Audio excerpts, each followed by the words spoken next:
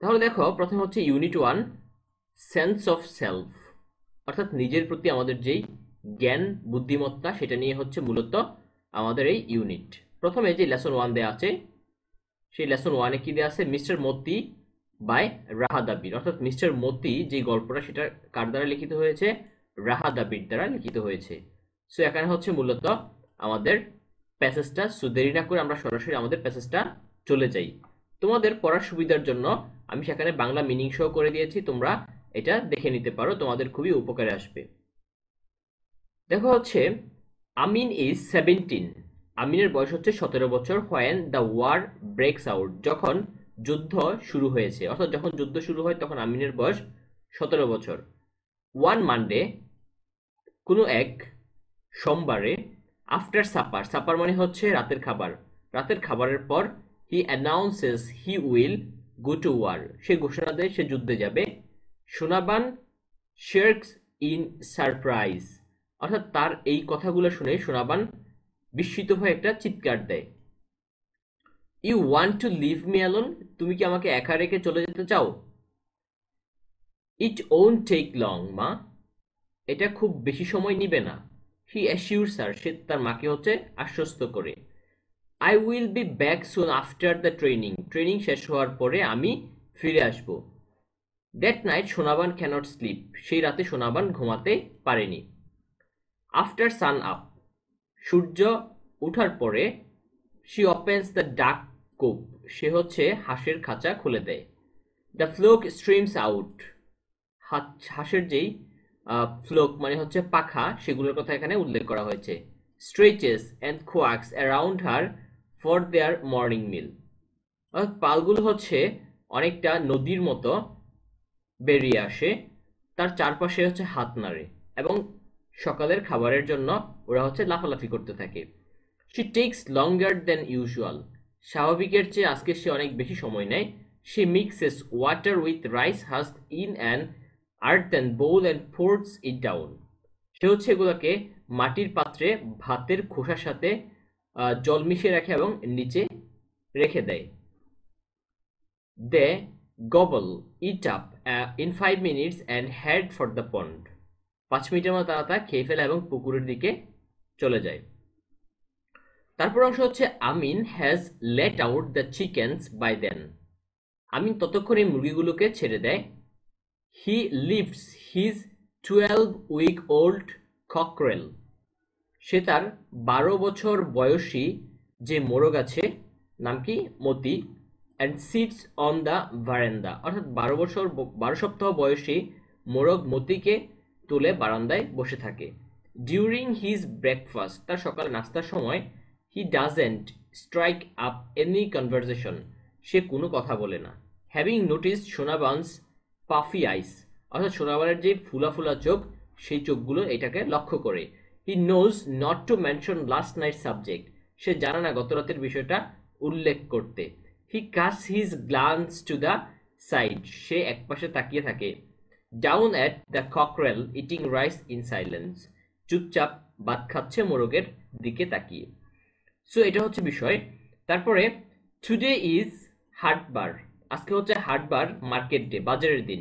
Sonaban has arrange the things, Sonaban বিভিন্ন বিষয় হচ্ছে কি করে? আয়োজন করে। আমিন উইল টেক টু দ্য বাজার, যেগুলো আমিন বাজারে নিয়ে যাবে, টু সেল, বিক্রি করতে। 2 dozen eggs, 2 ডজন বা হচ্ছে 24টা ডিম। আ শিপ অফ এরিকানাট, একশলা হচ্ছে কি? সুপারি, এরিকানাট মানে হচ্ছে সুপারি। আ বোটল গোর্ড, একটা লাউ। The bazaar is about a mile away, বাজারটা প্রায় 1 মাইল দূরে অবস্থিত।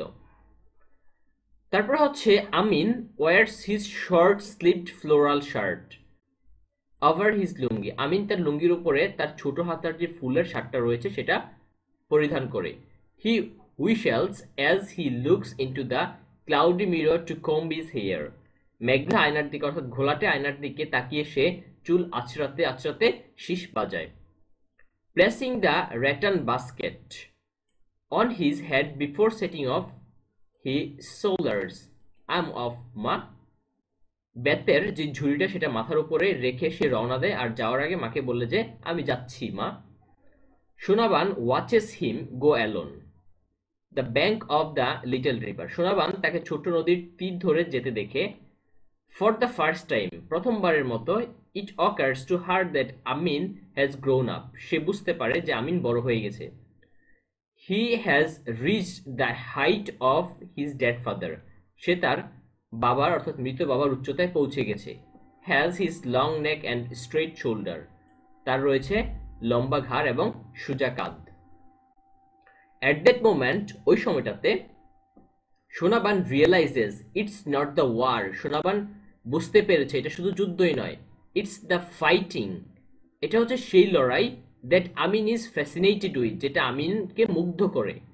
লাইক হিজ ডেড ফাদার, তার মৃত বাবার মতো he is crazy about bull fighting, cock fighting and boat racing. সে তার বাবার মতো ষাঁড়ের লড়াই, মোরগের লড়াই এবং নৌকা রেস বা হচ্ছে নৌকা প্রতিযোগিতার প্রতি বেশটা পাগল।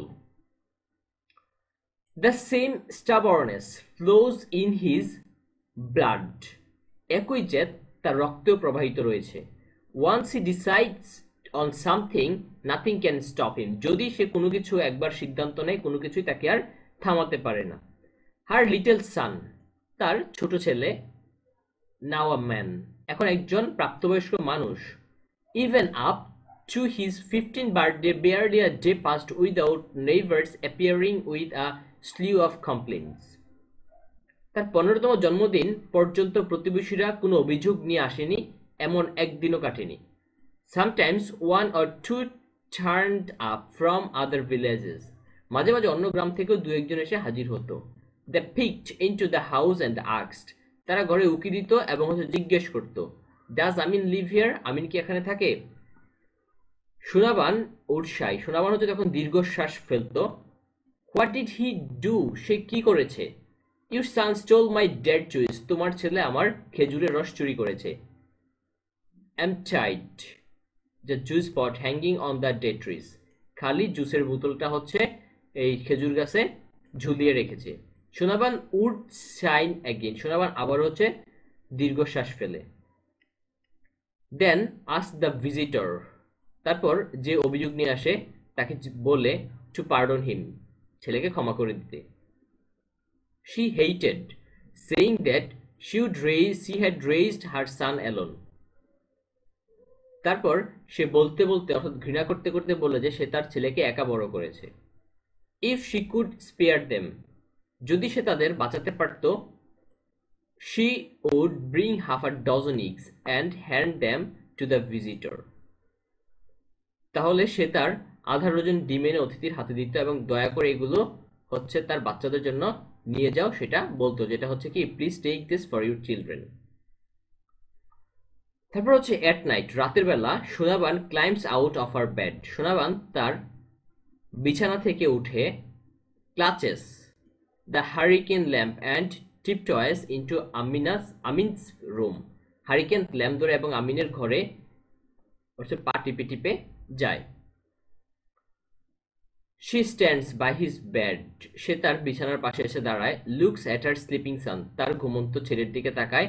হি স্নোরস লাইক হিজ ফাদার, সে তার বাবার মতো নাক ডাকে। He has her light skin and button nose, তার হালকা ত্বক এবং বুতামযুক্ত নাক। শি টাচেস হিজ চিক, সে তার গাল স্পর্শ করে। হিজ ব্রড ফরহেড, তার কপাল স্পর্শ করে। She surprises a desire to lie beside him, সে তার পাশে অর্থাৎ শোয়ার জন্য নিজেকে হচ্ছে ছাড়িয়ে যায়। লাইক দ্য ওল্ড ডেজ, ঠিক আগের দিনের মতো। When she slapped cuddling her baby, যখন সে তার বাচ্চার সাথে ঘুমিয়ে থাকতো। তারপরে হচ্ছে a warning comes from old chowkidar's young wife, বুড়ো চৌকিদারের যুবতী স্ত্রীর কাছ থেকে একটা সতর্কবাণী আসে। ওয়াচ ইউর রোস্টার, তোমার মোরগটা দেখো। শি থ্রেটেন্স, সে হুমকি দেয়। I don't want him in my house again, আমি তাকে আর আমার বাড়িতে দেখতে চাই না। If someone touches my boy, যদি আমার ছেলেকে কেউ স্পর্শ করে, সোনাবান জবাব দেয়।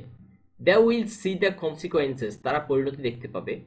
She grounds Moti for an entire day, সে মতিকে পুরো একটা দিন ধরে আটকে রাখে। ইট মেক্স হিম স্যাড, এটা তাকে দুঃখ দেয়। হিজ ফরলর্ন ক্যাপটিভিটি ক্রুসিফাইস হার, তার অসহায় বন্দিদশা তাকে খুব বেশি কষ্ট দেয়।